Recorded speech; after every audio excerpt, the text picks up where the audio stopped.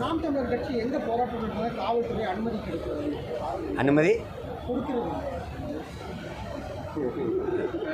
இப்போ நாங்கள் பிரச்சனை தீர்க்கப்படலை, பிரச்சனை கவனிக்கப்படலைன்னா எங்களுக்கு கற்றுக் கொடுத்த தலைவன் நாமளே பிரச்சனையாக மாறிடணும்னு இருக்கான்.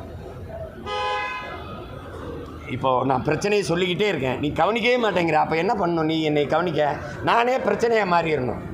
உன்னைய ஏன் தூங்க விடுறேன்? நான் என்னையே தூங்க விட முடியும் பிரச்சனை பண்ணும்போது நான் உன்னையே தூங்க விடல. அப்போது இவன் பெரிய தலைவலியாக இருக்கானேன்னு எங்களை உள்ளே விடுறதில்ல. ஏன்னா நாங்கள் போனால் அந்த பிரச்சனை தீர்ற வரை களத்தில் நிற்போம், அது போராடுவோம். நீங்கள் நாட்டின் முதல்வரே சட்டசபையில் சொல்கிறாரு, இந்த 3 ஆண்டு கால திராவிட மாடல் ஆட்சியில் 1,00,000 போராட்டங்களுக்கு அனுமதி கொடுத்துருக்கோன்றாங்க. அதில் ஒரு பெருமையும் இல்லை. 1,00,000 பிரச்சனையை எங்களுக்கு கையளிச்சிருக்கீங்க, 1,00,000 பிரச்சனையை எங்களுக்கு திணிச்சிருக்கீங்க. அதுதான் அதில். அப்போ அந்த 1,00,000 பிரச்சனை நீங்களே பாருங்கள். வலைவெளியில் ஒரு பிரச்சனைன்னா சிமா பாப்பா அது என்னன்னு கேள்ப்பான்ட்டு என்ன அவங்களுக்கு தெரியுது. நாங்கள் போய் தான் உறுதியாக நின்று போராடுவோம். அதனால அது காவல்துறை மக்கள் போராடும்போது பிரச்சனையை கேட்டு அந்த கோரிக்கையை ஏற்றதை தீர்த்து விடுகிற, அந்த கோரிக்கையை நிறைவேற்றுகிற இடத்துல இல்லை. காவல்துறை மேலே என்ன இருக்குது?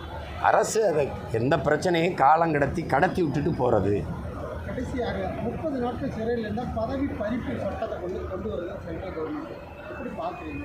பல்வேறு கட்சிகள் எதிராக பேசிட்டு அந்த சட்டத்தை நிறைவேற்றினா கொண்டு வந்தவர்கள் பதவியில் இருப்பார்களான்னு பாருங்க.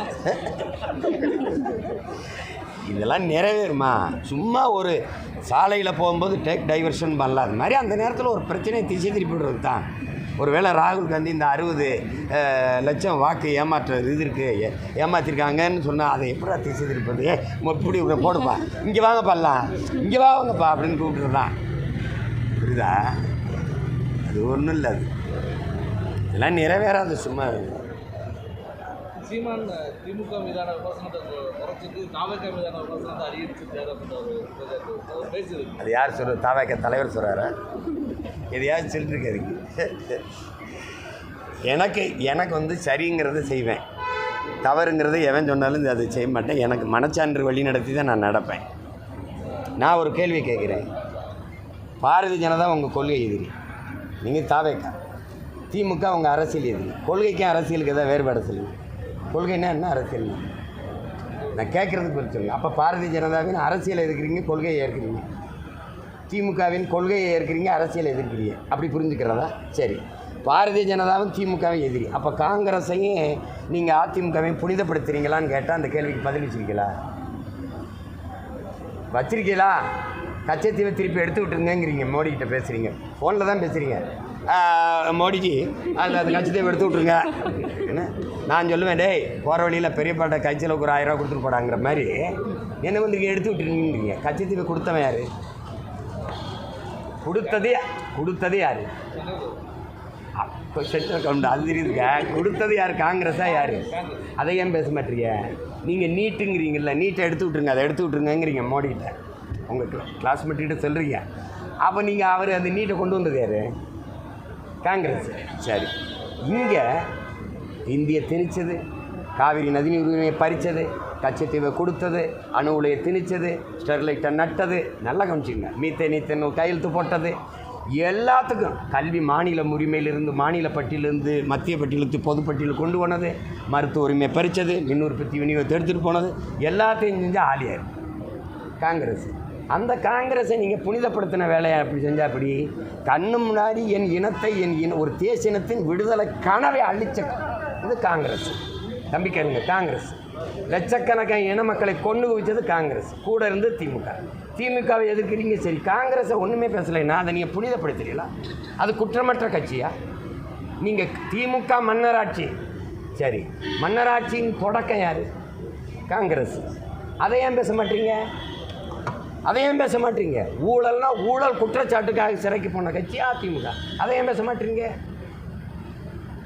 நீங்கள் துப்பாக்கி சூட்டுக்கு போனீங்க, அங்கே போய் பேசுனீங்க. அந்த கட்சியில் செத்து போன தங்கச்சியினுடைய அம்மா என்னை தாய்மாமன்னு சொல்லிட்டாங்கன்னு பெருமையாக பேசுவீங்க. துப்பாக்கி சூடு நடத்தின கட்சி இது. நான் வந்தவன் அதுக்கு நடவடிக்கை எடுப்பேன்னு சொன்ன கட்சி இது திமுக. அதை ஏற்கிறேன். நடத்தின கட்சி ஒன்றுமே பேசலைன்னு என்ன அர்த்தம்? அப்போ எதிர்க்கவே கூடாதுன்னு நீங்கள் என்னன்னு சொல்லு, யாருன்னு சொல்லு. அவருடைய அரசியல் அவருடைய என்ன எதை மையப்படுத்தி இருந்தார் நினைக்கிறேன்? என் முகத்தை பார்த்து ஓட்டு போடுங்கிறாப்ல, அதை மையப்படுத்தியிருக்காப்ல. திண்டிவனத்தில் பெண் கவுன்சிலர் வந்து பட்டியலின மக்களை வந்து காலில் விழுந்து பார்க்குறீங்க. இந்த நாட்டில் மிகப்பெரிய அவமானமாக நினைக்கிறேன். நம்ம எல்லாருமே வெக்கி தலைகுனியணும்னு நினைக்கிறேன். அதை வந்து இந்த நூற்றாண்டில் இவ்வளவு கல்வியறிவு பெற்று சமூகம் வளர்ந்து முன்னேறி போகும்போது இன்னும் இந்த இழிநிலையில் நம்ம இருக்கிறத பார்க்கும்போது ஒவ்வொரு இந்த நாட்டின் மகனும் தலைகுனியன்னு தான் நினைக்கிறேன். அவமானமாக நினைக்கிறது. இதை வந்து சும்மா அது செய்தியாக பேசிட்டு கடந்து போக முடியாது. இதை ஒழிக்கணும். இன்னொரு தலைமுறைக்கு இது போகாமல் பார்க்கணுன்னு நினைக்கிறேன். ஆனாலும் செய்தியில் தென் மாவட்டங்களெல்லாம் திருநெல்வேலி மாதிரி மாவட்டங்களில் பள்ளிக்கூடத்துக்கு போகும்போது பிள்ளைங்க கத்தியோடு போய் 8ஆப்பு 9ஆப்பு படிக்கிற பிள்ளைய சாதிய வன்மத்தோடு வெட்டிக்கிறாங்கன்னு பார்க்கும்போது வலிக்கத்தானே செய்யுது. என்ன பண்ண முடியும்? ஒழிக்கணும். ஏன்னா கல்வி நமக்கு வந்து அறிவை ஒழுக்கத்தை போதிக்கிறதா இல்லை, அது அறிவுக்கு அறிவுரையாக இல்லாமல் வர்த்தகரையாக மாறிட்டதுனால வந்த பிரச்சனை. இதெல்லாம் வந்து சும்மா வழக்கு போட்டு அப்படிலாம் இருந்தாலும் பதவியை பிரித்து வெளில போடான்னு சொல்லுவேன். நான் வந்தேன்னா என்ன பண்ணுவேன்னா, உன்னுடைய கல்வி சான்றிதழ் செல்லாது, உனக்கு கடவுச்சீட்டு இல்லை, உனக்கு குடும்ப அட்டை இல்லை, உனக்கு வாக்குரிமை இல்லைன்னு தூக்கிவிட்டு அதுக்கு மேலே வேணால் சாதியை கட்டி பிடிச்சி பெருமையாக வாழ்ந்துக்கன்னு போயிடும். இது நடக்குதா இல்லைன்னு பாரு.